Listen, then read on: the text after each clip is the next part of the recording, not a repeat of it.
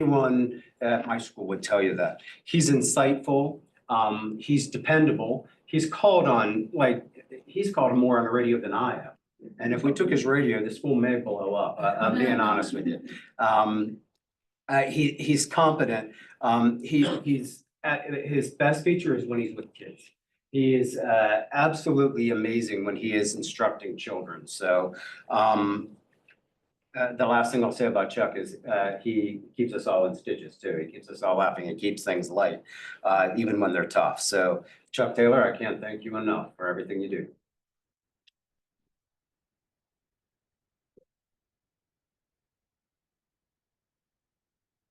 Scott. Absolutely. For the middle school, Darren McCauley, going to represent the middle school. Thanks for being here, Darren. Sure. It is indeed my pleasure to be here to recognize our two. Ms. Dugaleski sends her regrets that she could not be here. But she is actually at a conference for school. She's returning today. We're happy to have her back tomorrow. Myself especially. But we do have some wonderful people that we're recognizing tonight. Some phenomenal people in our Fluvanna Middle School family. Melanie Kennedy. She is an exceptional leader who has done a phenomenal job supporting our struggling learners. She came to us towards the end of last year and she asked to take on some of our struggling learners. She really wanted to touch these children and help close those gaps. And she's done a tremendous job with that. Her ability to connect with the children that are facing challenging situations is remarkable. She has skill, she has patience, and she has a passion for each and every student. It's not just her classroom, it's each individual student that's there. And her commitment to help them reach, I get the personal privilege of working with her quite a bit, working in the 6th grade level as I do. And she is passionate when she comes to talk about anything. And her passion really stems from what can we do for these children? It's not what's easy for her. It's not what's easy for the classroom. It is what's best for each and every student. And she will go to battle for every student. And she's laughing there because she knows it's true and she doesn't mind me saying that because she will, not in a negative way. She just wants what's best for every student. In addition to that, she's devoted countless hours outside of the classroom. She coaches our middle school athletes, our high school athletes. She coaches cross country, indoor and outdoor track. You'll notice that she actually had to lead a track meet tonight to be here. And then she is headed right back because the track meet is still going on. So she is headed right back there. She made it known she'll show up because she felt like she had to. She'd rather be with the kids right now. That is her driving force. That is her passion. Melanie, thank you so much for everything.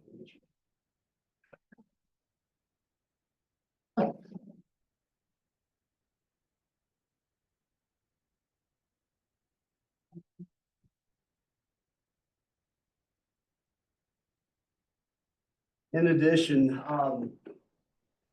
we had some turnover a couple of years ago, and we're blessed to get an application from Angie Hall, our bookkeeper, she's incredible.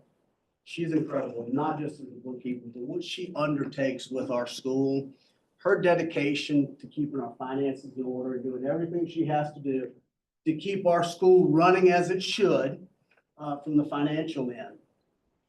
Talk about somebody that's a staff person that is so student-centered, even as a bookkeeper, that when we need a class covered, I'll go do it.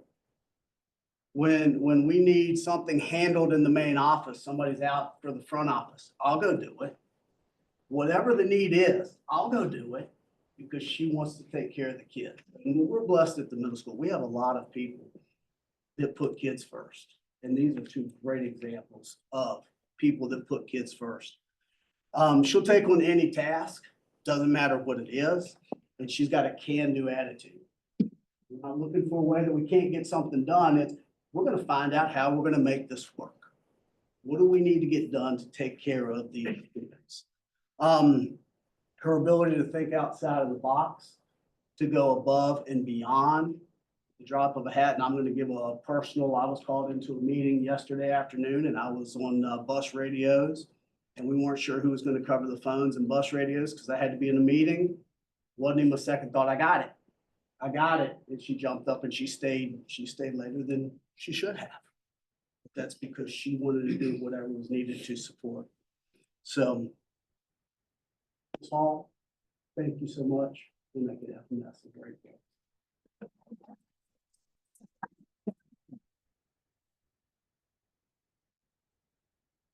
Now representing our great high school, Margot Bruce. Welcome, Ms. Bruce.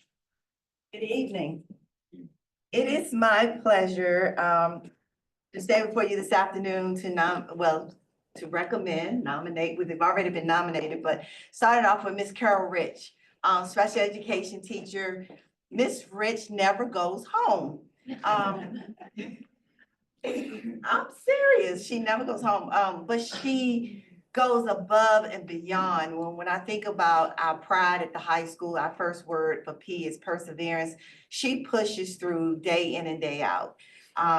She can come to work sick and I'm looking at her like, could you please go home? But she burns the midnight oil. Anything that has a loose end, she's sure to tie it. And she's gonna make sure it happens. So I just wanna say again, congratulations and thank you to Ms. Rich.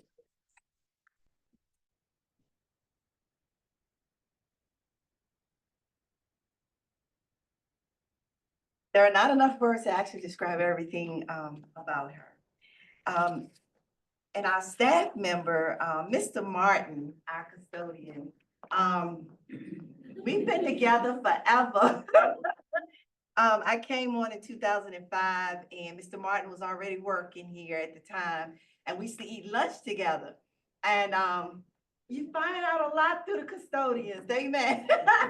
They know everything. But over the years, that became a friendship. And I probably get on his last nerve calling his name every 5 minutes. But he has a positive attitude and a selfless nature that makes him an integral part of our team. He can walk through that building and he can get on the radio, hey, Bruce, we need to get those windows clean. We need this done. We need that done. I'm out of 409. He's always checking the premises to make sure things are safe. Things are, if something's broken, he's gonna make sure it gets fixed. He takes pride in what he does each and every day. And I am really proud to have him on my team.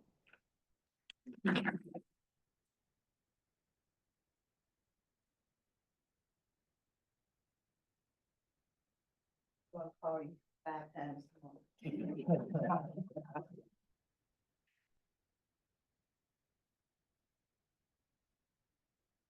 Mr. Key, if you could join me for the next announcement.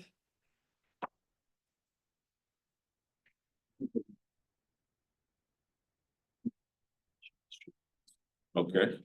I'll just say, you know, our strategic plan that we've just outlined, we've been working on that for a couple of years. We've carved out some core values that are held very deeply among our Fluco School community. And all of you who have been recognized exemplify these values every day. Optimism, leadership, responsibility, relationships, work ethic. You're amazing, amazing people to be with. And I am inspired by you all the time. It's a privilege to work with you. I want to thank you. The team of people from our division leadership had a very difficult job, obviously, working through the criteria and selecting a division-wide staff member of the year, a division-wide teacher of the year. And Ms. Kreitzer, as she's put together this amazing program, actually gave it a sealed envelope. That said, it is truly an honor to recognize our teacher of the year, Carol Rich.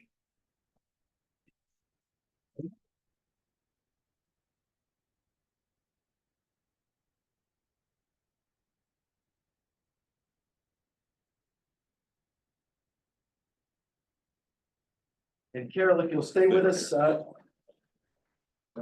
Just stay with us for just a moment. Yeah. And I want to recognize our division-wide support staff member of the year, Chuck.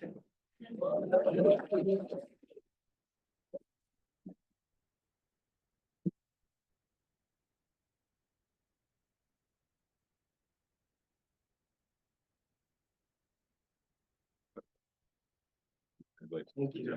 And then if everybody attending could indulge us for just a minute, if we could have all of our recognizees, that's not a word. If you could come down and we'd like to get a picture with you.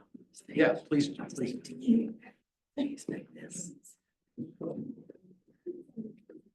How are you? Don't want to be underdressed. I also do not want to sweat. I'm gonna Christmas this up or holiday this up. We're pretty wide. Do we want to make some rows here? Maybe board members, staff and staff in front. And minimum of 100. Sure.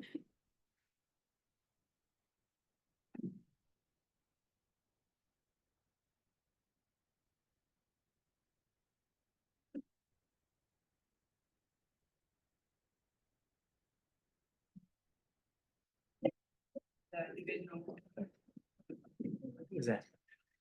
Oh, Me and you.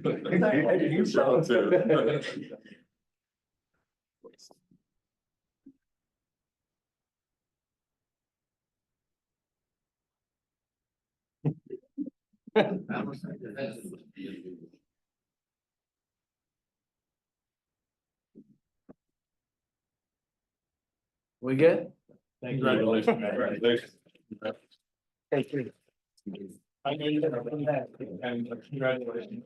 I was just in your room, just a couple of weeks ago, so I got to. Congratulations.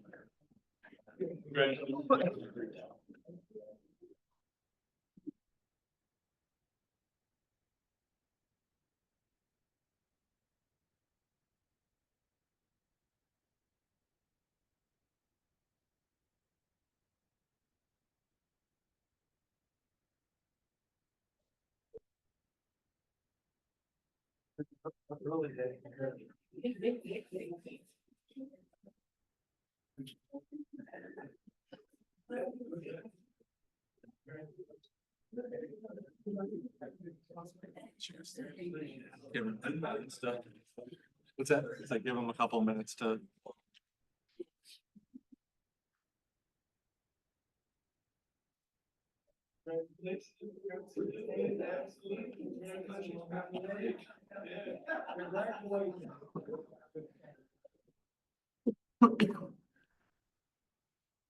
Bowers, that's quite the mustache. I think they were here to see the mustache, man. Okay, we'll get back started on to delegate 8A, Abrams Academy project update. Mr. Josh Bowers. Thank you, Ms. Greitzer.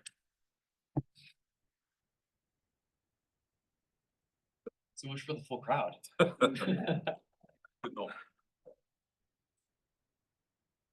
Hey, everybody. Afternoon. Evening. We'll call that. Technically afternoon, so. I am Josh Bauer with Crabtree Orwell Associates Architects. We're going to give you a brief update on the Abrams Academy design project. There's a little echo in here. So so we have been working on the design. The next big step, I'll give you an update on the overall project scope and timeline, and then we'll talk a little bit about more depth of the scope. So we've been working through the design. We're going to be coming back to do some additional surveying. Our next big step is for our engineers to meet with staff, talking about IT, electrical, mechanical systems, what is preferred versus what we can afford. And then what we're looking to do is to put the project out to bid sometime in the late January, early February timeframe. And the reason for that is our goal is to be able to do this project over summer of 25. And so they go, wow, Josh, that's really early for a summer project. Yes, but our goal is to really get the entire project done over that summer. So what that means is we want to have the contractors do all the submittals and order all the materials. So that way, as soon as we're done at the end of the semester, teachers can box all their stuff up and we can do the project and we can do it in a timely manner. While things, as far as materials have gotten better, as far as door frames and windows and ceilings and carpet, they've gotten better in general. Some things are still a little bit delayed. Those are HVAC units, some lighting, some IT pieces. So again, we want to make sure that we're putting us in the best format. So that way we can in fact get this done this summer and we're not going into the fall and disrupting educational program. So that's kind of the look at the schedule. What our goal is to come back in January, hopefully have really kind of final drawings, maybe have a couple renderings or two, and then also the budget to be able to present to you. And then so our goal was after that meeting is to put the project out on the street for contractors to bid the project. Anybody have any questions on the schedule or thought on that before we talk about the scope? Okay. So we have made a couple of edits since the last time that we talked. A couple of them are what we believe we can afford in this budget in the summer of 25. And we are going to do a couple of alternate items, and then we have phase 2 and phase 3. So the document that is up on the screen, what we're going to do is we're going to go from right to left. So we have the 7 classrooms. So those are the blue classrooms that are part of the base bid. Right now, they're currently both classroom and admin space. And what our goal is to make a little bit smaller classroom that's more appropriate size for the function of the school. So what you can see there is that each one of those classrooms can range anywhere from 9 to 11 occupants, which is kind of the perfect class size for each of the classes. Hey, Don, can you full size the whatever browser you have and then zoom in a little bit for us? Yeah.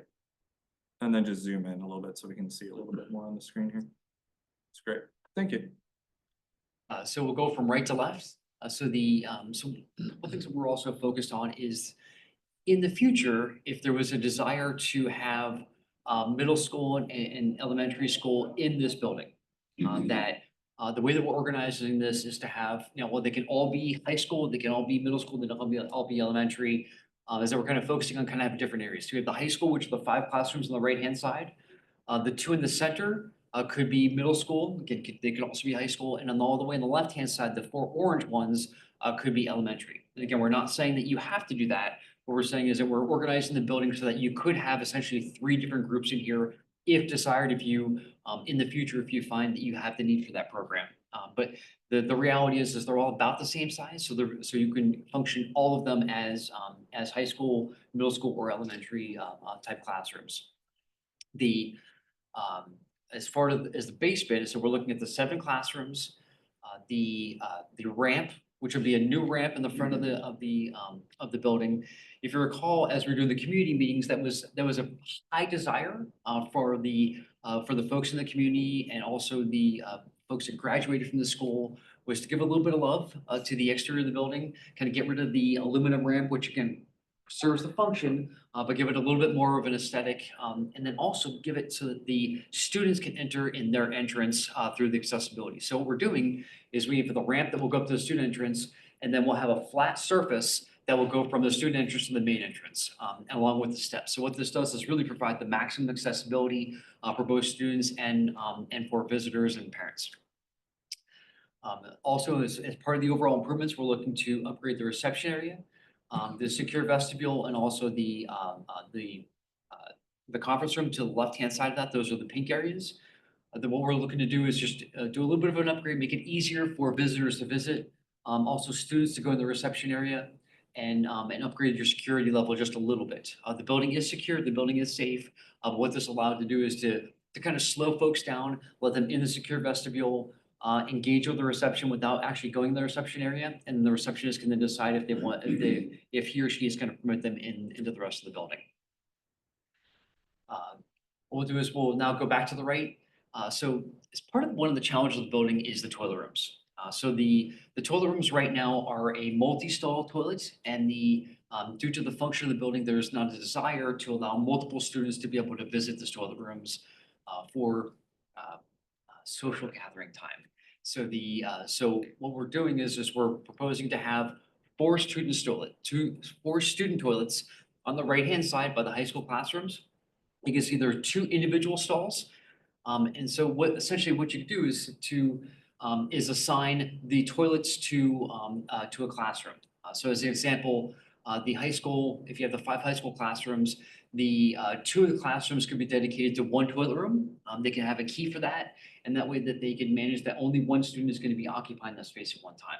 So right now, essentially what happens is you have five boys' toilets, but only 1 student can use them. So each one of the classes, Mr. Bauer, as an example, he has from 10 to 11:30 are the only times that his students can actually use the restroom because they can only allow 1 student to go in there at a time.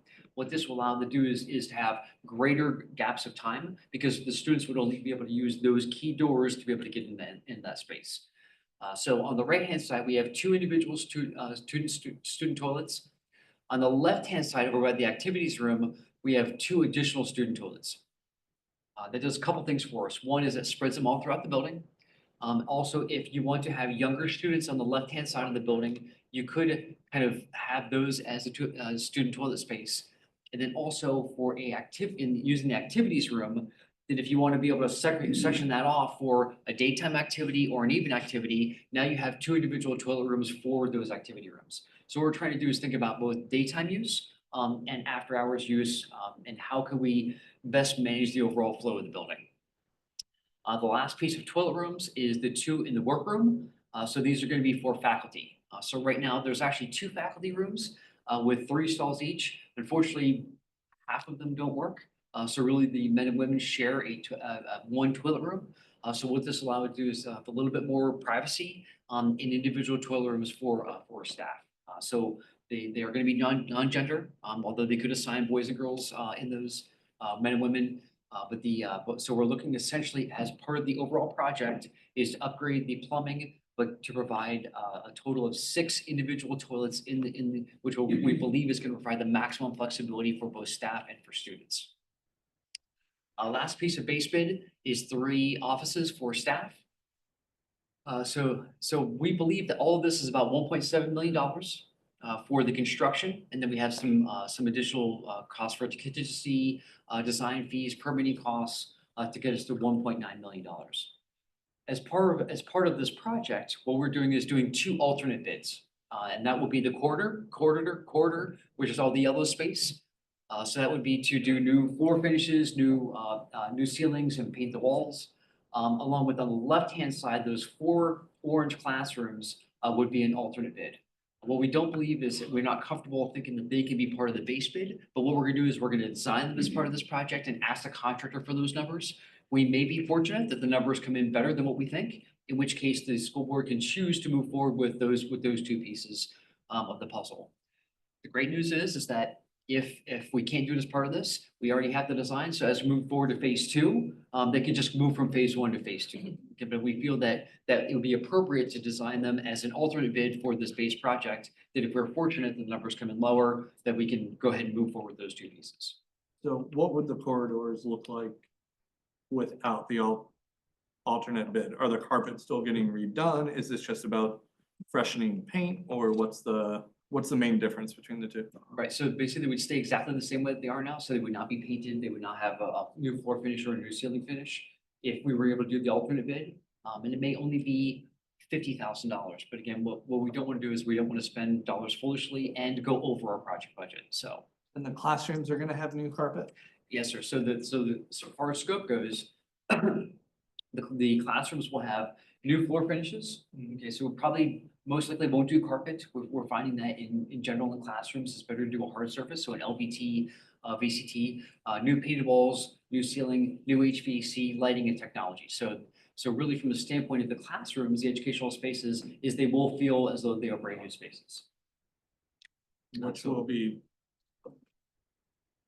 kind of a hard transition back into the shared space in the hallway.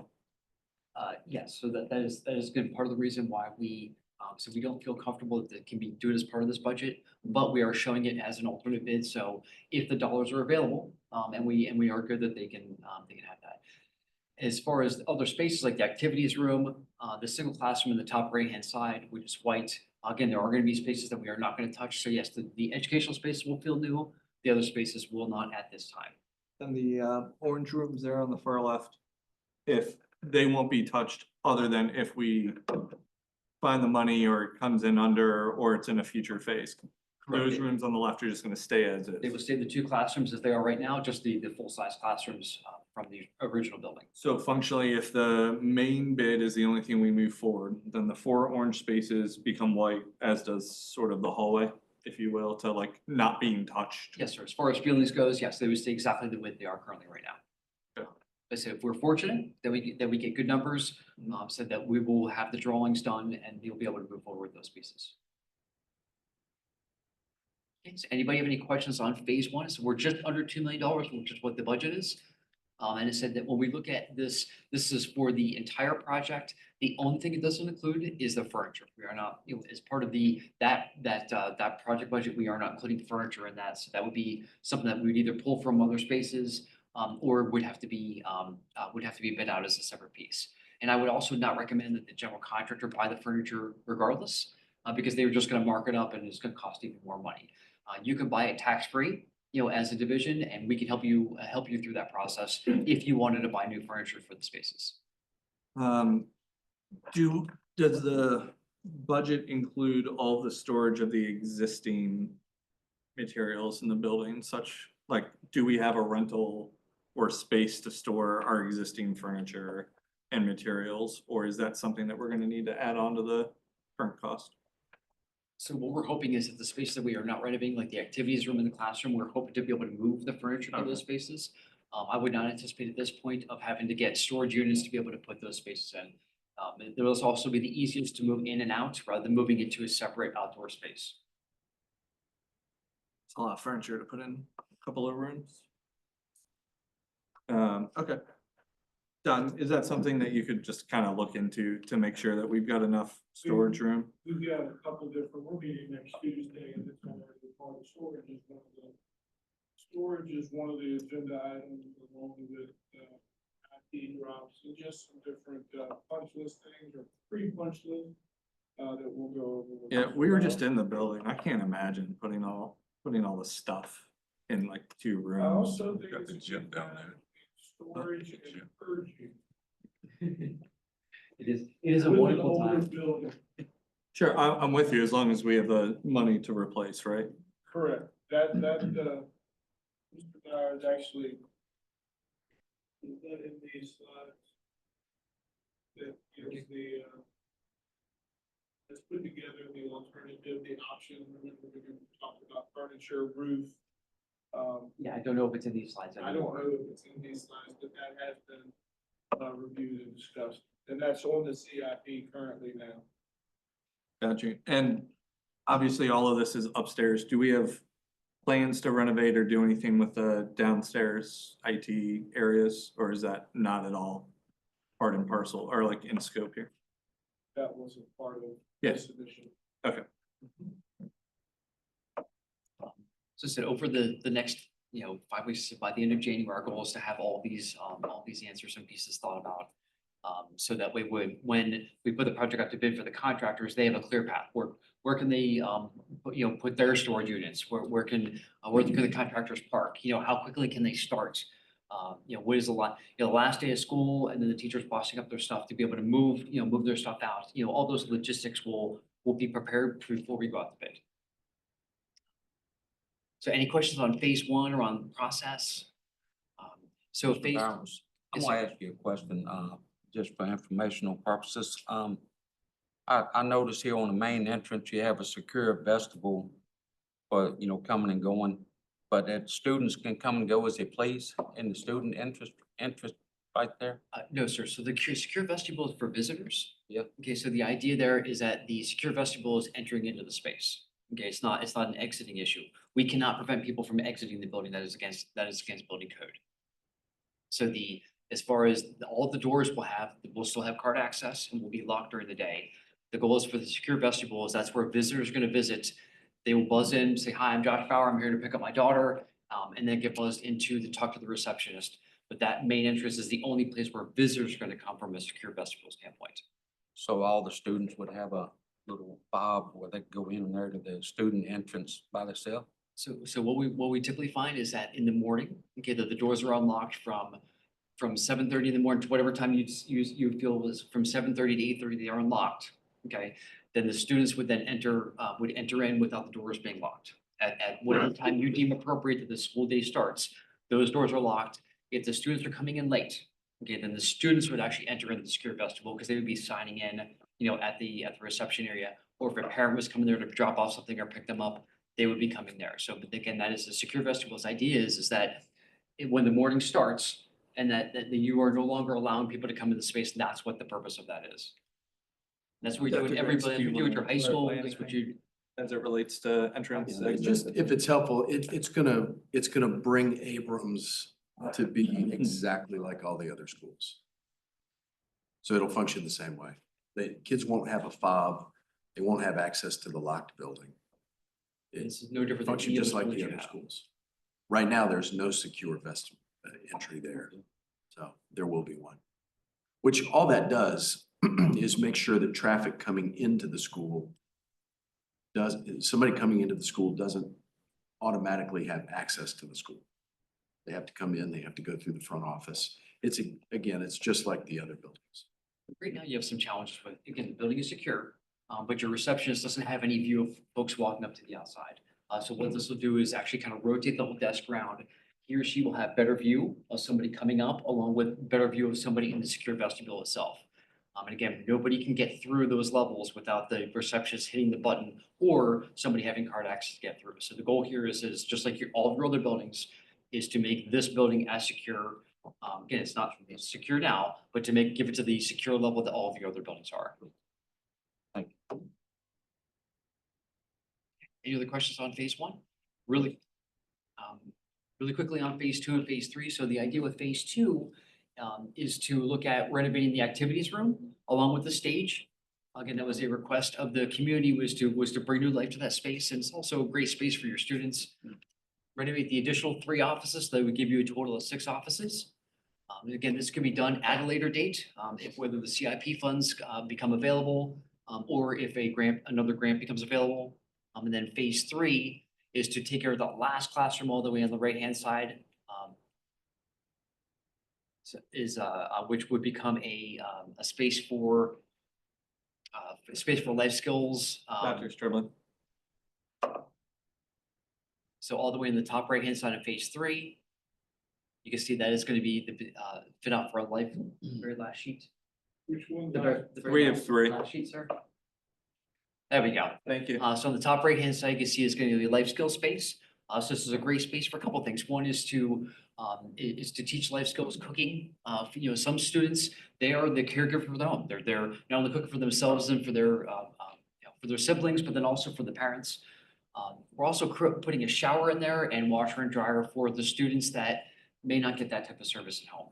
And the last piece is the conference room, which is going to be a conference room / faculty space, make copies, and also for the entire staff to be able to meet in one space. And that is phase 3. So we're trying to group these in functionality, with the educational spaces being the top, the top priority. And then as funds become available, to look at then phase 2 and phase 3. Any questions on anything that we missed as far as program goes? I just appreciate your thoroughness here. I know that we're dealing with a lot of demands and needs and community partners, and it's a lot to kind of package together and then to, put a cut point on our budget. And so it is not an easy job, but I appreciate it. All right, thank you. Have a great evening. Thank you, Josh. Happy New Year, I suppose. Yes, likewise. Dr. Gretz, anything from the student liaison? No, I don't, and there are activities going on tonight. He wasn't able to be here, Ethan. I will remind the board that the way we structured this policy and the way Ms. Bruce structured the kids that had been selected, Ethan was going to do the first part of the year, and so this would have been his last meeting. And then his replacement, I will introduce to you, and she'll come in January. Trying to, Confident we'd be happy to see Ethan and thank him for his service. absolutely, and I'll definitely invite him. Ariana, that's right. Will be here. But no, he did not submit any reports. Okay, we're on to public comments, 9A. We come to the time in our meeting for public comments. I remind everyone that our policy, only members of the community, meaning residents of Fluvanna and staff of Fluvanna County Public Schools may address the board unless you have legal counsel representing a group interested in tonight's proceeding. We welcome all community members who here to give information or opinions. We'll ask you to come to the podium, say your name, your address, and limit your comments to 3 minutes. We'll start with the names and the sign-up sheet, but you're welcome your input if you do not sign up. During public comments, the board will not interact with you, but we are listening and appreciate your time. And we do have a second round of public comments towards the end of the agenda. Anybody like to come and address the board?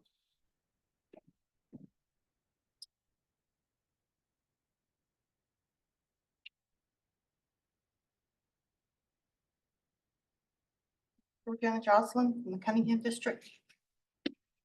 3 things I'd like to mention tonight. The first is the good, and that's to say thank you. Thank you for pushing the carryover funds and for advocating for their use in a way that is reflective of the needs of our schools and in response to the parental and the community concerns about the safety and the well-being of the children and the staff. So thank you very much. Second is the bad. While I do commend the efforts of the Learning Resource Review Committee and the countless hours that they devoted this year, the truth of the matter is that Fluvanna County Public Schools banned a book. Not just any book, but a book that has been awarded such honors as the winner of the Amelia Bloomer Project List in 2018, the New York Public Library Best Books for Teens winner 2017, Chicago Public Library Best of Best Books winner 2017, Best Fiction for Young Adults Top 10 winner 2018, Golden Kite Award winner 2018, ILA Young Adult Choices winner 2018, School Library Journal Best Books winner 2017, Kirkus Best Teen Book of the Year winner 2017, and it was also a finalist for the National Book Award for Young People's Literature in 2017. To say that What Girls Are Made Of is still available as a guidance tool is misleading at best, since no teen will walk up to an adult that they see every day in a school setting and ask for this book. And no adult in authority will privately hand over a book that has been brought into question as being sexually explicit, even if other parts of this book are extremely relevant to the student's needs. This book has been removed from the general library shelves, and therefore it has been banned. And for the teens who may have wanted or needed to read this book in the safety of the school library without having to check it out, I am so sorry that that option has been taken away from them. Not every student has access to a car to get to a public library or an e-reader to have access to Libby. Not every child has the same parents you had. Not every child has the same resources you do. And finally, because of one woman's actions, Fluvanna County is now officially listed on PEN America's index as a place that bans books, something that hasn't happened in this county since 1970. And that is not something we should be proud of. Thank you.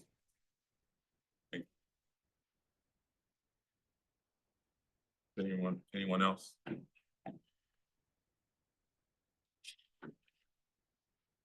Hello, my name is Ashley Crocker and I live in the Fork Union District.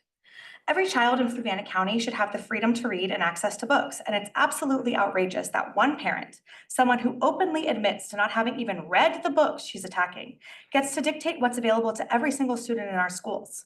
Since when does ignorance qualify someone to lead the charge on educational policy? It's absurd and offensive to the values of intellectual freedom and education. Let's talk about the slippery slope we're on, because it's not just about this one book. Book bans don't stop at a single title. They metastasize like a cancer. Today, it's an award-winning novel about a teenage girl. Tomorrow, it's biology textbooks because evolution is controversial. Then it's history books that dare to address systemic racism. Are we going to let the most extreme voices decide what everyone else's kids can learn? What happens when the curriculum is gutted, leaving students ill-prepared for the real world because a few loud extremists decided critical thinking was too dangerous? When I read What Girls Are Made Of, and I read the whole thing, I was struck by its raw honesty and universal themes. Sure, it tackles some tough topics, but that's exactly the point. High school students are already grappling with complex issues. They deserve literature that meets them where they are and that helps them process and understand. This book doesn't sensationalize, it illuminates. And the idea that its depiction of difficult experiences is somehow unacceptable for teenagers is laughable when you consider the reality of what they're navigating in their own lives. Critics have celebrated this book for a reason. The School Library Journal said it reaches a hopeful conclusion as Nina learns that self-love and fulfillment can be found through helping others.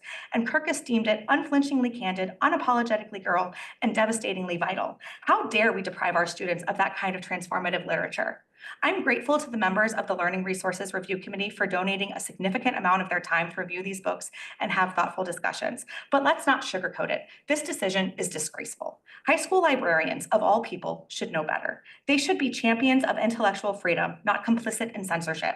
And the fact that committee members admitted that they likely would not have removed this title if it were a male protagonist in the same situation is a whole new level of shameful. So not only are we banning books in Fluvanna County, but we're doing it for blatantly sexist reasons. That's not just a bad decision. It's an embarrassing stain on our county's reputation. So to the 3 members who stood up against this injustice, thank you. To everyone else, shame on you. You've put Fluvanna County on the map, all right, on the list of school districts that are bowing to censorship and actively working against their own students' best interest. I hope you reflect long and hard on the message you sent because it's one of fear, ignorance, and discrimination. Thank you. Is there anybody else that want to come and speak? Okay, seeing nobody else is coming down, I'll close the first round of public comments. Just keep in mind that we have a second round later on the agenda. And Dr. Grex reports. Thank you, board members. So there's a lot of information in here. I'll just highlight a couple of things. You'll notice there's some wonderful mentorship opportunities that are happening among our students, older students and younger students. You can read the specifics in there, but some of our student leaders that are getting some opportunities during school to work with younger students. I'm really encouraged by that. One of the things that we've emphasized in our strategic plan, bringing to light, is further integrating the community and families into the life of our schools to some degree following the pandemic back into our schools, but even to try to carve out some more innovative ways to do that.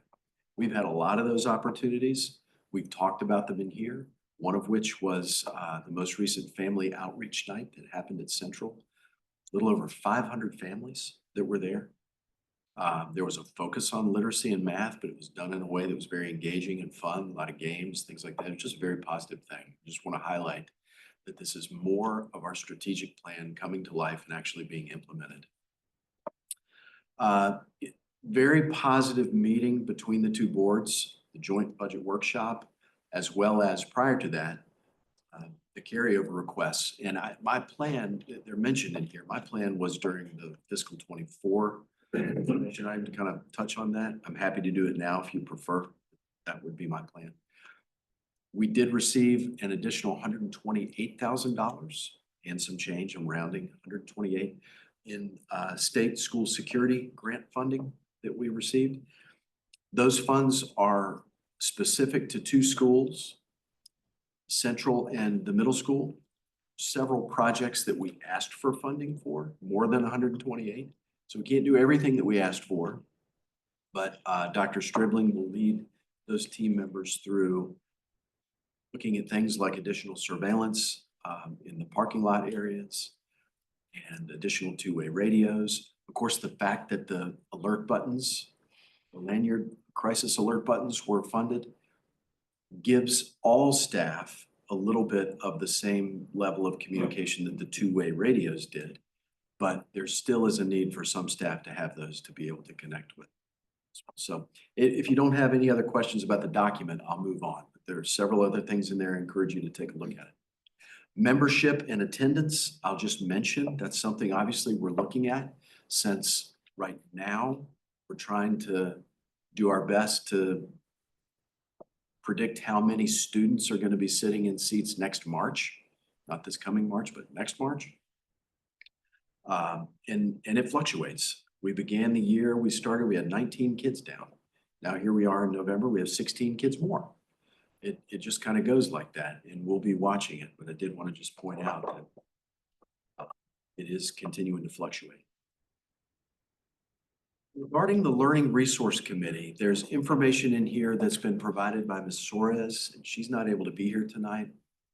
But great information in there, and I encourage you to take a look at it. In addition to them having worked through, and just to put everybody on the same page, you'll remember the board created an additional advisory committee, and in doing so, amended policies KLB and BCF. BCF is the one that governs the advisory committees that are established. KLB is the process and the protocol around the way the school division responds to complaints about learning resources. So the board created an additional advisory committee. That committee, representative of all 5 planning districts, as well as staff members and the librarians of the schools, worked through all those materials, made those decisions, did it all according to policy. The decisions have been filed. The complainant has been notified in writing of the outcome. But the committee has made several recommendations for the board for us to consider moving forward. And I don't know whether you want to take some time with those and maybe revisit them in the future. Happy to discuss them now. I would love for Ms. Suarez to be able to be a part of that conversation, but I did want to just highlight that there are recommendations in there regarding the process, maybe the number, the restrictions that might be put on how many complaints can be filed and how they're filed. So I encourage you obviously to continue to read through those and then let me know how you want to proceed with regards to any revisions to the way we move forward. I'd like to have a discussion about it in January or whatever next meeting when Ms. Suarez is available and when we've had time to go through that. You know, I've been texting with Haley Tompkins, who's on this committee, and seeing how her process is going, and then also thinking about, you know, are we theoretically on schedule to reappoint a committee next year? Is this something that should exist and be perpetuated? To be clear, while I appreciate everybody's time on that committee, you'll note that I'm anti-censorship and don't love the outcome of that particular book. And it is honestly quite a shame for this community and for our students who are going through difficult things and who are ultimately capable of being exposed to complex characters and narratives like these. I do think that, you know, it's disingenuous and basically a publicity stunt to challenge 12 books you never read before, and whatever we can do to safeguard our genuine process of coming together with our community who have legitimate concerns. You know, this should be a vehicle not for one's own political axe to grind, but instead actually a process through which community members can discuss appropriateness of material that they've actually read, that you have actually read. And so we should have discussions about how we might actually safeguard this to be useful and efficient. And you know, the whole thing's a shame, but I guess you take shots from the outside when you're not on the inside. So be it. Thank you. Any other questions? But the budget calendar is in there, and just a reminder, we will coalesce something in January with me presenting something for you to approve in February. That's kind of how that will work. That's all I have, Mr. King. Can be. Okay, policy. Actually, I'm sorry, just a quick note, not to like over politicize, but is it the case that this board could, should they choose to, reject any decisions from a working committee? Could this board just unilaterally decide to put the book back on the shelf? Well, I think the board could. I'm not recommending that we do it. Yeah, no, I understand. I'm asking about process. My best legal answer to that question would be the board passed a policy that created a process for how this works. Mhm. That doesn't necessarily mean it is the process. for how it works. It is what's spelled out in your policy. I think the board could act outside of the policy. I think my recommendation would be if the board wanted to do something like that, that rather than act in conflict with your policy, that somebody would avail themselves of the opportunity to appeal, because there is an appeal process, and then the board could consider it, but Is it only the complainant that can appeal the decisions? no. No. That's my best answer on the fly. No, it's okay. I'm just, I've been thinking about it a little bit over the last couple of weeks as I kind of heard that. And it is a shame to be a school division that censors. I think that our students are just worse off for not having narratives of people going through some stuff. And things that are, I think one of the striking things is I kind of read through in the last couple of minutes here, the notes of the Learning Resource Committee, and I thank them for their work. I'm not trying to belittle it or minimize it in any way, shape, or form. But as I'm reading through some of these that are even, I'm not sure what to do with this, et cetera, just and this book is sitting in my library. Unfortunately, it's not cracked yet because life got busy, but I am struck by the number of comments about how real the narrative is of this person and how genuine or difficult some of the content is, but also like, I don't remember who said it and I can't find it now, but sort of talking about the multidimensionality of the protagonist. And I think those things are important to read. So,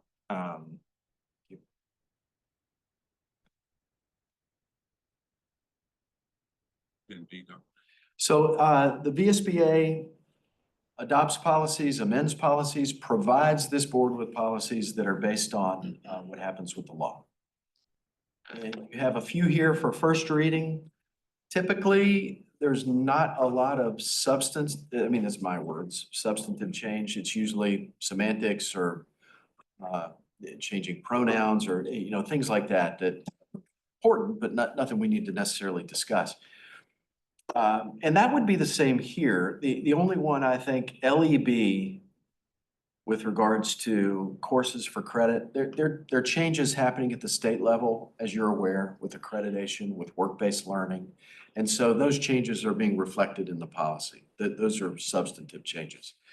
The others really aren't. And at the risk of just feeling nitpicky, there are a couple that we asked the SBA for clarification on.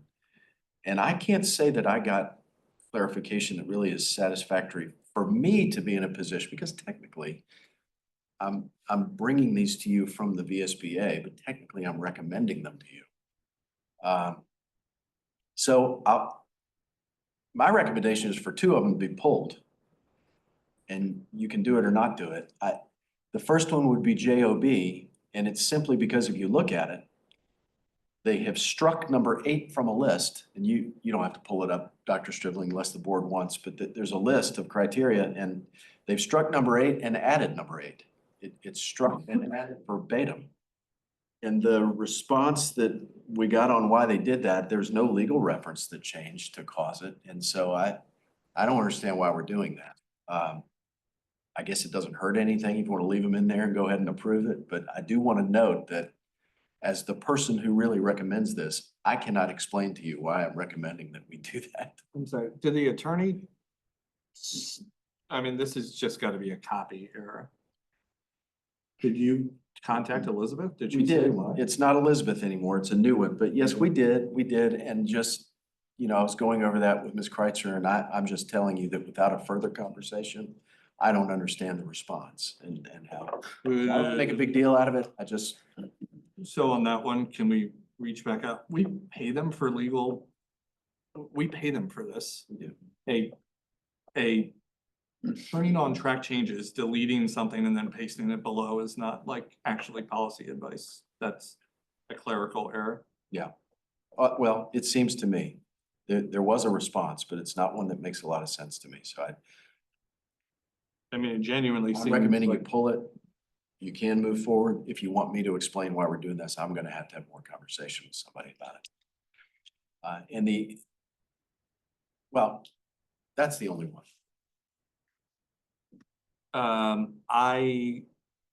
So I'm aligned with you. I like the JOB one. Like if it's not an actual change, then like why would we ever see it again? The other one being KJ, there's some strike language about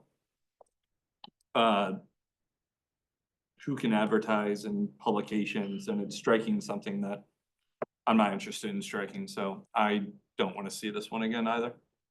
Okay, and to be clear, this is first reading, so it'll be second reading. I'll have plenty of time to follow up with the attorney to tell On you what's JOB. going on JOB. I'm And happy to this see that one- again if there's a real change. Absolutely. This one, I don't agree with the change and I'm not interested, and I'm gonna vote no if it comes back across our desk, but I think we can save ourselves some time if two others don't want to see it again. Board and comments. I'd be fine not seeing whichever this one is KJ again.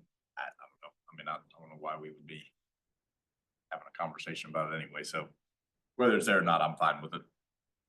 Rittenhouse, any KJ doesn't interest me whatsoever, one way or the other, so. Yeah.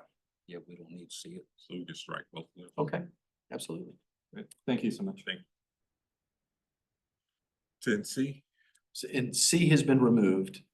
And just to be clear, again, that was because of a change that happened at the state level. They established a timeline. They changed their timeline and hit pause, so we need to hit pause. It happened after this agenda was already published, is why we asked you to do that. The next, Mr. Key, I can really probably do fiscal 24, 25, and 26, maybe in one item, not to, squash them together, but with 24, the update obviously is on the carryover request. Now, we included the template that was submitted to the county. Since that has been published, there's been a meeting that the supervisors met to actually approve those things. And to be clear, the security door lock upgrades were approved at 155 to 85. The wearable crisis alert buttons were approved at 66,400. And remember, that's the first year of that implementation. It's a 5-year renewable each year agreement where that is basically cut in half for the remaining years. This one covers the first initial year implementation. The weapons detectors, 2 pair at $40,000. The enrollment demographic study, now they approved $30,000. And if you remember, since the meeting where you approved asking for 30, Mr. Dahl and I met with the company and saw a range of 6 options that went anywhere from 8,000 up to the 30,000. Based on this approval, I have reached back out to that company for us to have a follow-up meeting to determine which of those options would be best for us. And I imagine that I would come back in January and update you on where that was, and we'd actually make a decision on where to move forward. Unless the board decided time was of the essence and you wanted to get your hands on these figures and we wanted to do that sooner, in which case I can certainly move forward with the demographic study. We've been approved for any of all the options. So I'll just leave it at that for now. I imagine that getting a menu of options in your recommendation next month makes some sense. Yes. For me. Central, and then the rest of the money, the 78,906 going to the central bathroom renovation. So my update for you is basically on the safety and security items.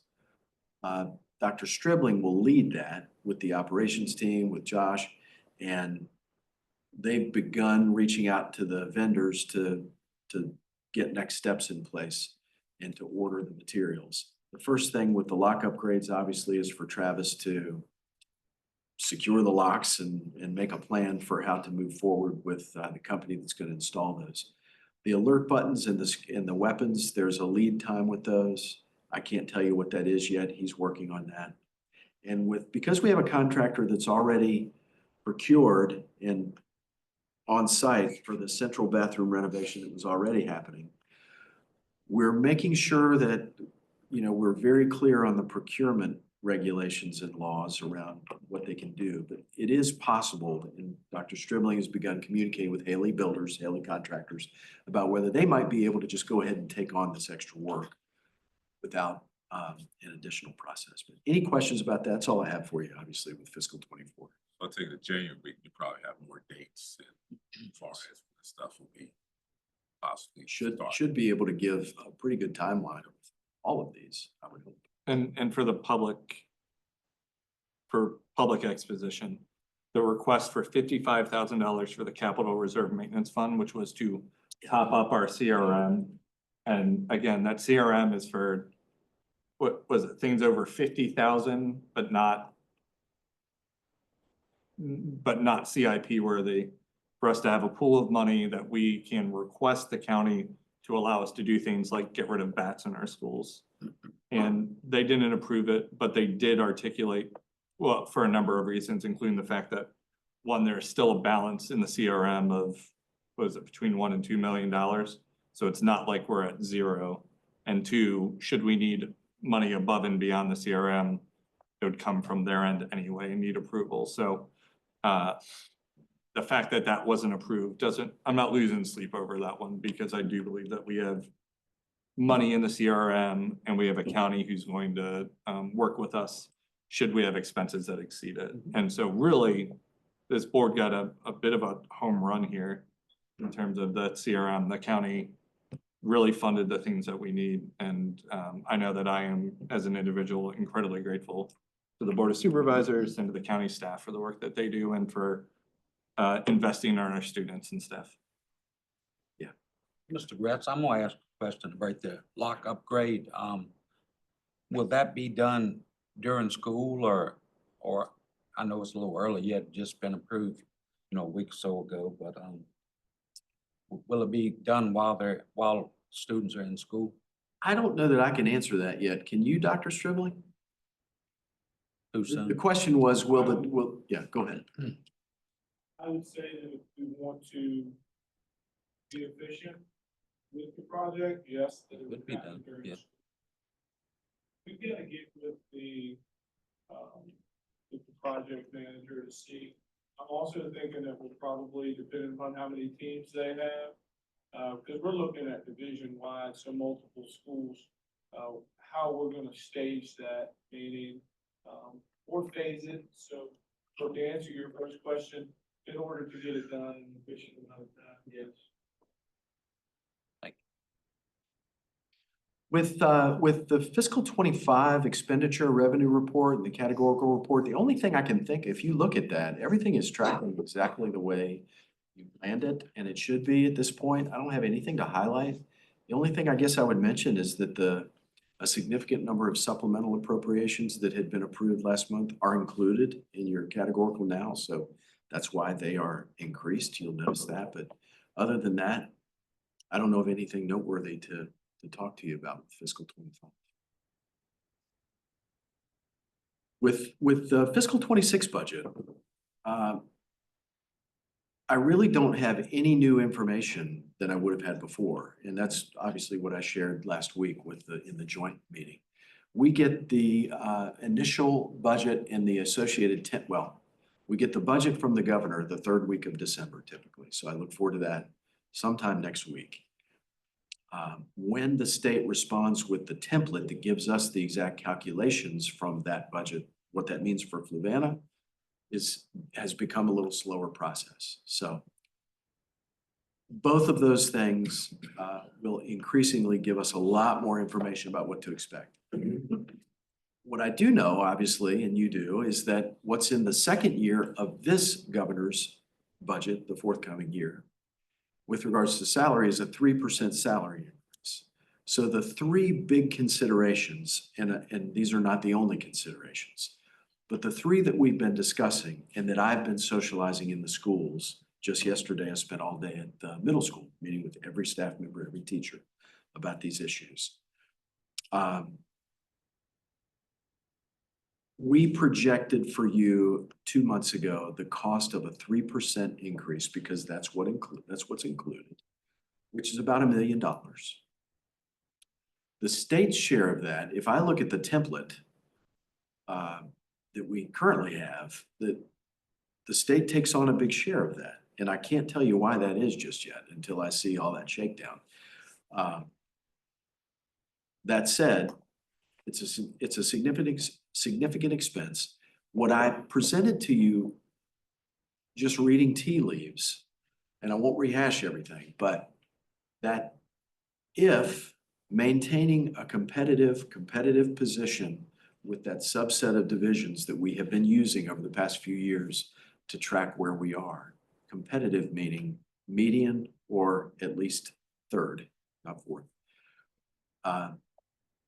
It struck me that anything less than 6 would make that very difficult. And that's not knowing what any of them are gonna do. And the 6 was a couple $1 million.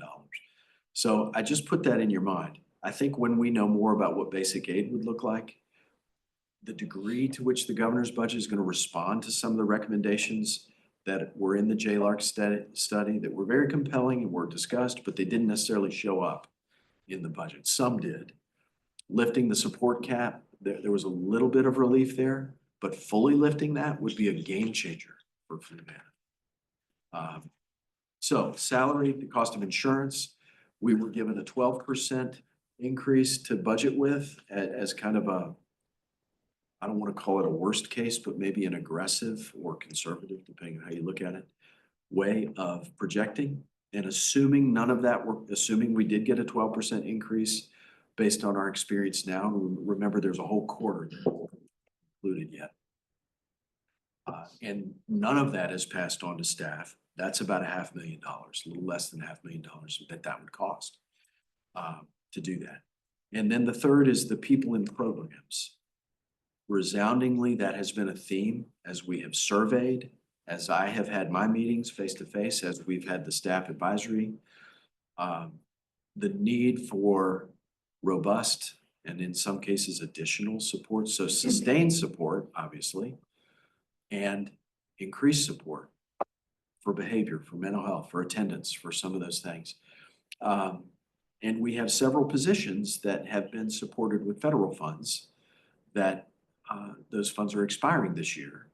So we have to find a way to move them into our operating budget. That's about, it's less than, it's about 480,000 that is currently supporting 9 full-time and 3 part-time positions. So what I thought would be meaningful for you now, I have a parent and community advisory committee that I meet with once a month. And there were questions that kind of surfaced through that group about some of the things our schools are doing to address attendance. And as I listened to Caitlin's presentation to them and the discussion that was facilitated, it dawned on me that I think it would be a great service to all of us here, especially those that are attending and maybe hopefully listening from the community, to know what some of those positions do. We've talked a lot about literacy and math support, and I'm not excluding them. We can certainly do that. But I don't know that everybody's on the same page with what actually is going on behind the scenes with the people who are working on attendance. And this is one of the critical areas that's part of our new accreditation model. And it's one of the positions that is potentially needs to be moved into our operating budget because it's currently being funded. So I've asked Caitlin to come and to provide some of that same information to you and give you an opportunity to ask some questions. And so with that, I'm going to turn it over to Caitlin. Thank you for being here, as always. She's got a very brief presentation for you, and then if you have questions.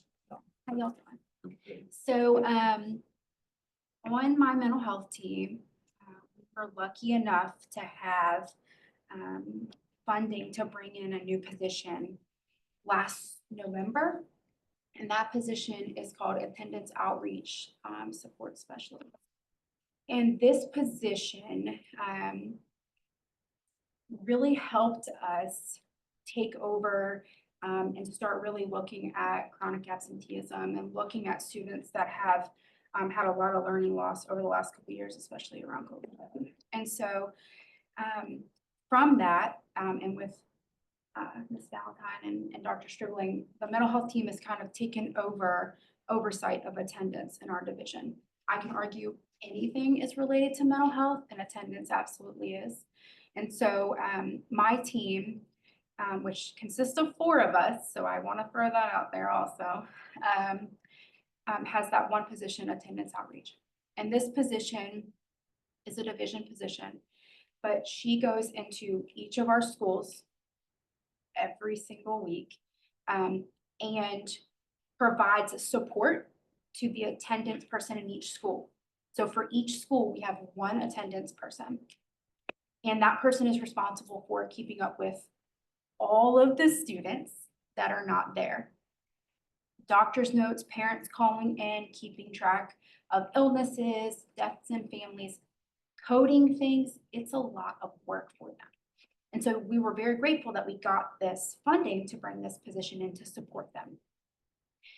Because of that, we really realized that we were needing to put more structure in place to make sure that we were catching kids that were really struggling with coming to school and families that had a lot of needs in our community. And so I won't bore you with all of the code and all of the things, but just to give you a little bit of a breakdown. In the state of Virginia, what they tell us to do if a student has missed 5 unexcused days, and unexcused means that a parent has not notified us, okay? And so that's not without attempt, though. My team works really hard to contact all of parents. And so after 5 days, families get a letter that says, hey, your kids missed 5 days. Let us know what we can do for you. If they get to 7 days unexcused, we send another letter, but then we're also calling them, or we're texting them, or we're emailing them, or we're doing a home visit. We want to find out what's going on with the kids. At the same time, we're looking at their grades. We're looking at maybe their siblings' attendance. We're looking at what's going on in their life that we can support them with. And then a small percentage of these kids, I want to say small, but this year it feels very big, that get to 10 days unexcused or more. We do something called an attendance improvement plan. And this is where we ask the family to meet with us so that we can figure out what the barriers are to getting this kid to school. And through that, which makes sense why the mental health team oversees this, we find out a lot of mental health needs, transportation, no running water in their home. Kids can't take a bath. They don't want to come to school. Mom just lost her job and the house is in chaos. Or my kid is being bullied and they don't want to come to school. And so this has given us an avenue to really have conversations. A very, very small percentage of students that we've gone through all of these steps and tried to provide every possible resource. And I mean every possible resource, including changing their schedule, looking at modified learning, whatever it might be, you get turned over to the juvenile district court. Very small percentage. And I hate to do that because I don't want to go to court. But that's something that the law tells us we have to do. But through all of that, we are trying to find ways to support families and support kids so they can come to school and it can be a good experience for them. And so this position is really vital. And so I appreciate Dr. Gretz letting me come talk to you all as you look at the budget and consider the budget, because the position is an IA position that's devoted to attendance. And without this position, I'm not sure how we will be able to capture students that all of our students that have these needs, in addition to students that come to us through our substance use program, through our mental health referrals, through our school counseling, through special education that we get tied into. And so it's a really vital position. I also want to add one of the 9 positions that's listed is our student outreach position that was funded with some of the attendance money. That position is literally my right hand and oversees all of our substance use students, oversees attendance, does all of our student outreach for Abrams, the middle school and the high school. And so these are really vital positions. And our referral list for mental health is just going up. And so we're trying to catch up with the need and support our students and our kids so that they can get to school. And so all that to be said, I just want you all to know that my team, and especially our team focusing around attendance, are working really hard to get kids to come to school, even if that means we're going to pick them up, because we do that a lot. So yeah. Thank you, Caitlin. I Yeah. appreciate that. And just to, put this in the context of a few months ago, we were talking about attendance and talking about one of our neighboring divisions, and some of you asked me at that point, or at least indicated at some point, you'd like me to talk a little bit about what that division is doing, how they're addressing attendance. And, I told you then, I mean, they're employing 10 full-time positions who do nothing but what you just heard this one person is doing in Fluvanna, and spending about $500,000 a year to do it. We're accomplishing, I can't say we're accomplishing the same thing, but we're putting one position and a little bit of the second towards that. And that is what's coming off the federal funding, and we're considering how to make a space for that in our operating budget. So none of this is designed to front load an argument at this point in the process. Just, how I handle this, we consider just unemotionally facts, figures, data. And then at some point, there's a narrative and a story that emerges.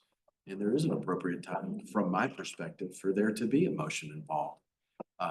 My intention today is just to simply tell you what they do. And not just you, because you probably know better, but people who are involved and engaged in this, what these positions do. They just see that on a piece of paper. They don't know what that person does. So thank you. Do you have questions or? So I would like to, so there's 9-ish jobs on that list.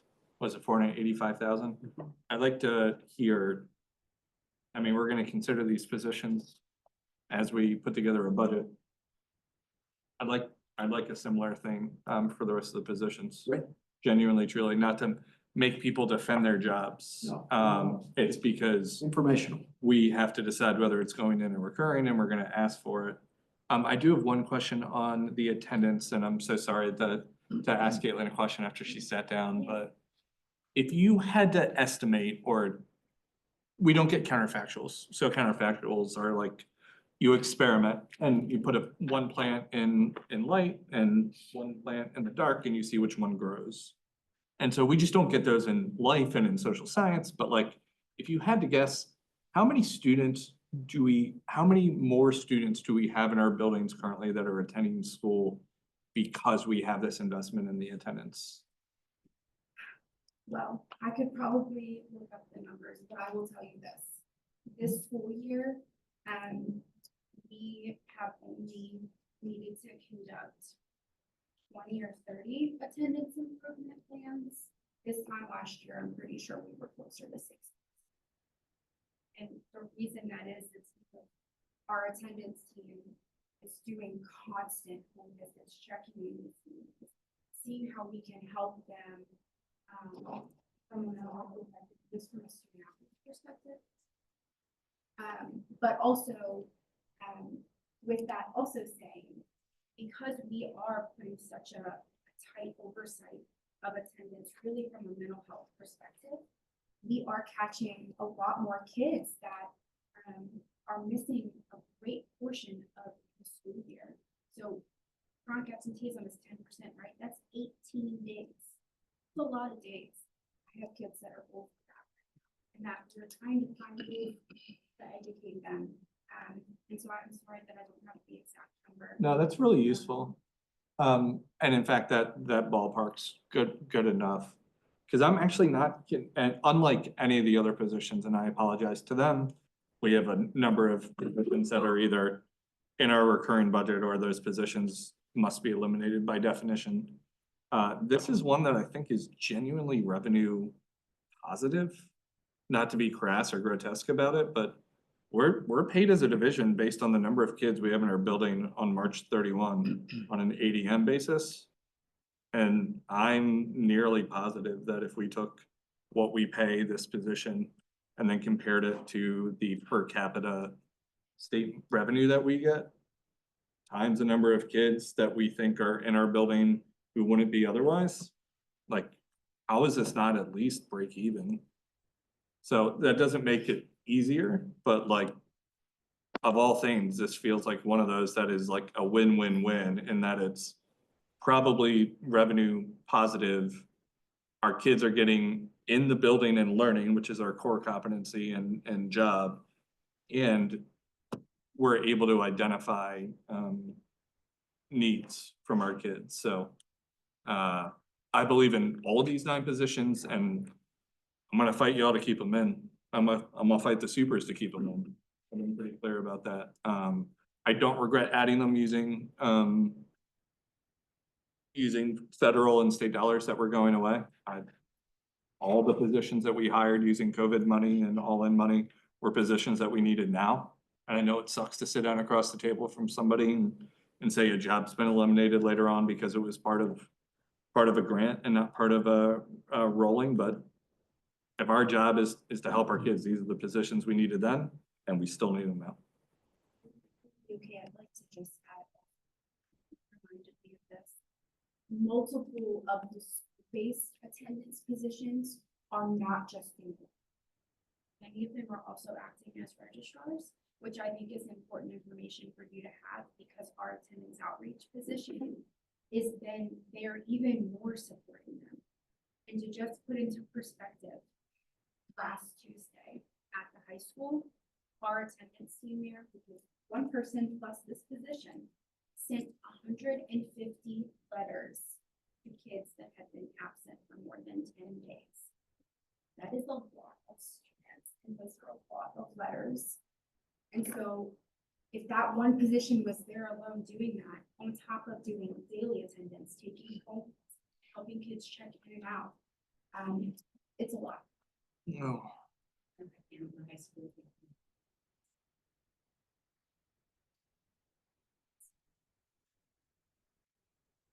Does that mean we have 150 kids that are on their way to chronic absenteeism because we're halfway-ish through the year and they're halfway-ish through their absences?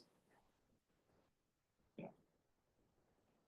And so I'm grateful that the mental health team gets to be a part of looking at chronic absenteeism because we have caught, and I say caught briefly, but identified students that have significant social and mental health and just basic life needs that are being unmet because we are such a rural community, and which has allowed us to bring our wonderful clothing closet down the hall, our food pantry, our homeless pantry.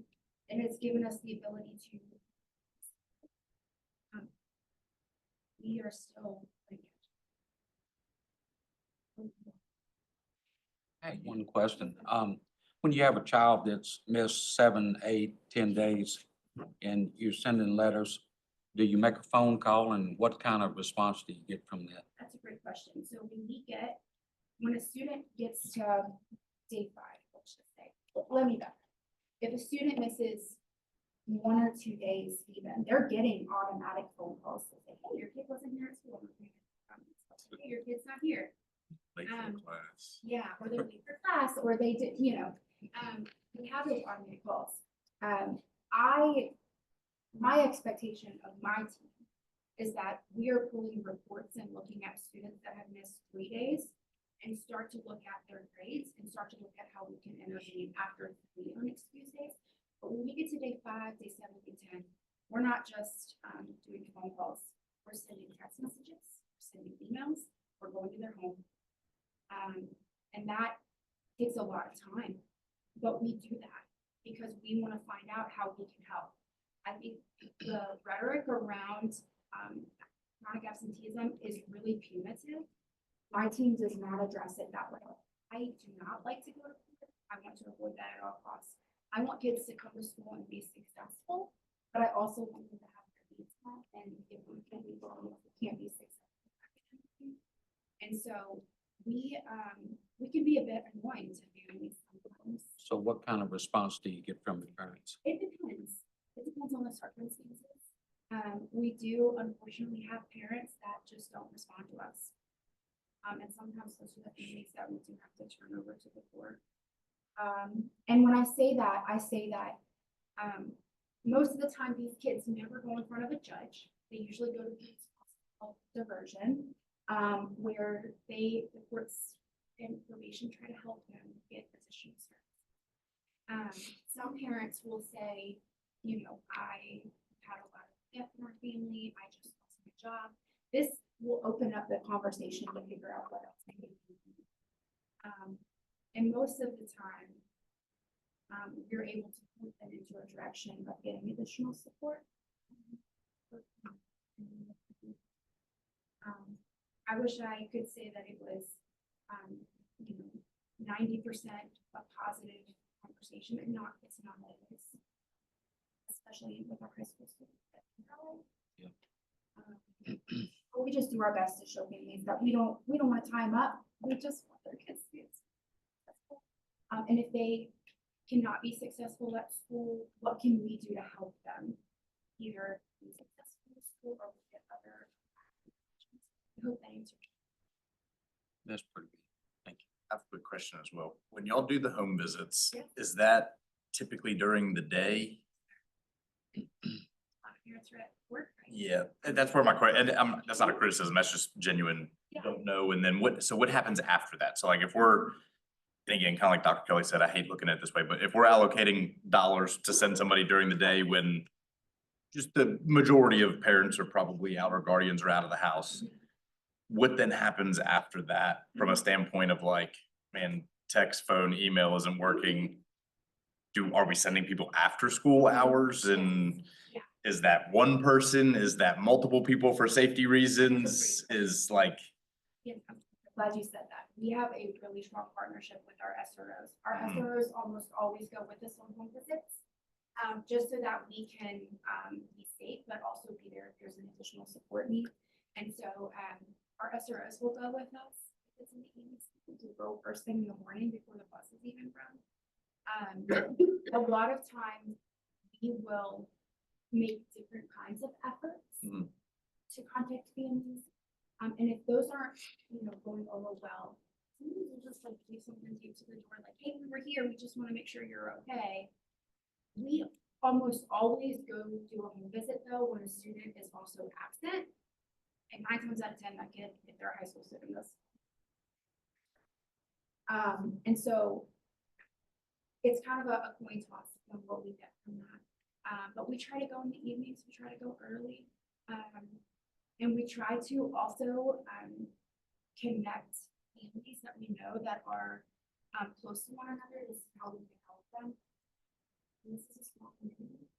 And so I'm fortunate that we're able to have that luxury of knowing people that know people that we can say, hey, how can we? It's nice. Sometimes we've done things. Oh, we got free turkey that we could drop off, and they were receptive to get the turkey. We got to slide in the other things we need.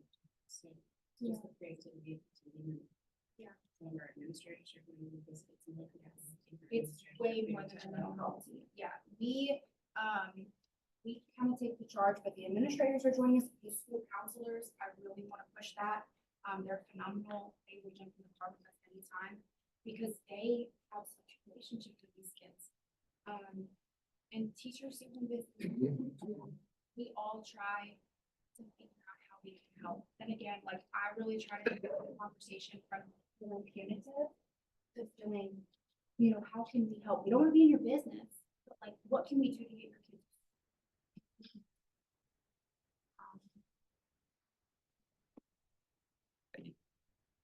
Thank you so much.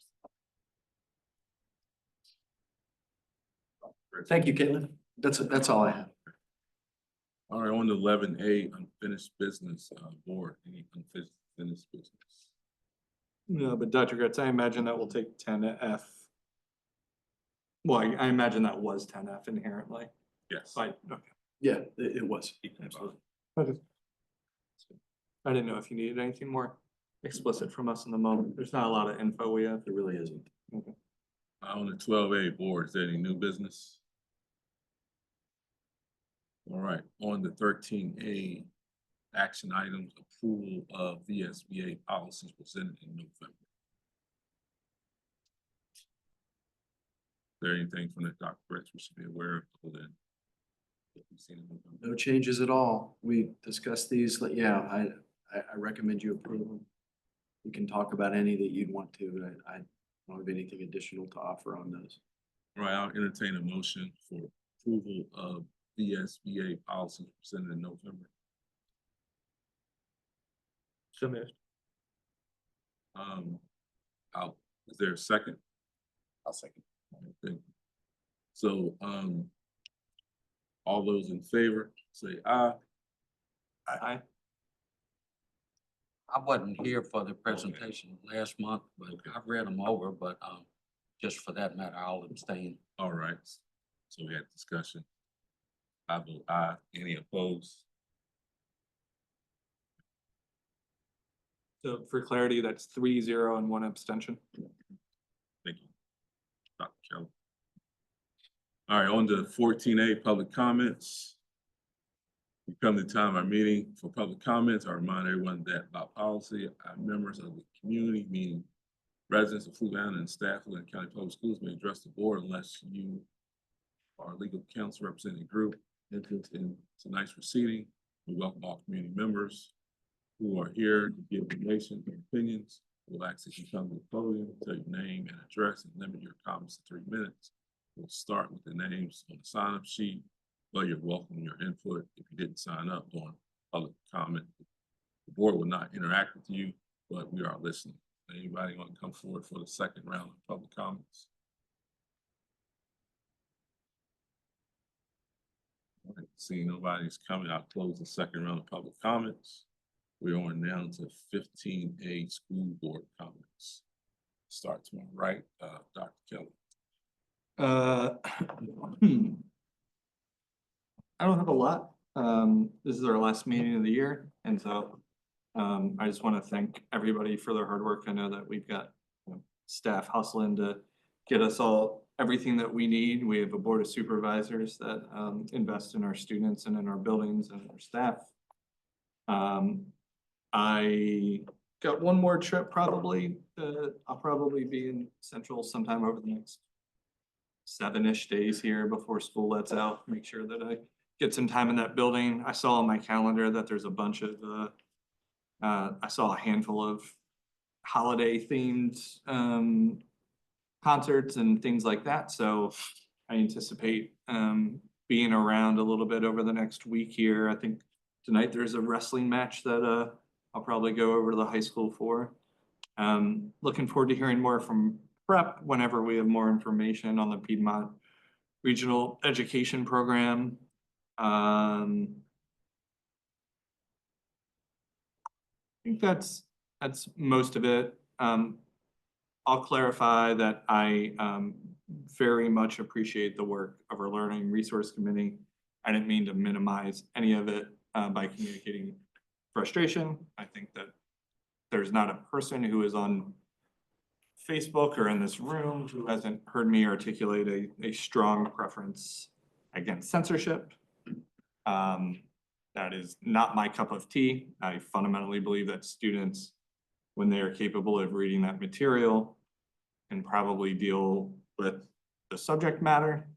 I believe that not all books are supposed to be easy and that kids don't always have a resource for things that they're going through that they may very well find between the covers of books in our library. It is a loss that there is one less.